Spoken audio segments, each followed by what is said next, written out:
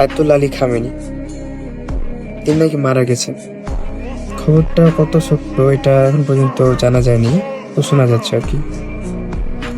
তাই মনে করি যে এই মধ্যপ্রাচ্যের ভিতরে সবচেয়ে, মানে মধ্যপ্রাচ্য না, পুরো বিশ্বের ভিতরে এখন বর্তমানে আমেরিকা বা পশ্চিমা বা ইসরায়েলের বিপক্ষের যে শক্তি ছিল একটা মুসলিমদের, আয়াতুল্লাহ আলী খামেনি, তাকে আমরা সবাই হারালাম। আমার কেন জানি মনে হচ্ছে এমনটা।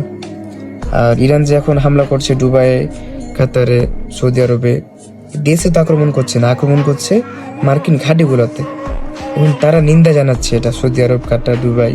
তো আমার বুঝে আসে না, এই রমজান মাসে ইরানে হামলা করলো যুক্তরাষ্ট্র, সেখানে কোনো প্রতিবাদ, কোনো তীব্র নিন্দা জানালো না সৌদি আরব। যখন ইরান তাদের ঘাঁটিতে আক্রমণ করতে গেল, ঠিকই নিন্দা জানালো। এই বিষয়টা কিছু মাথায় ঢুকলো না আসলে।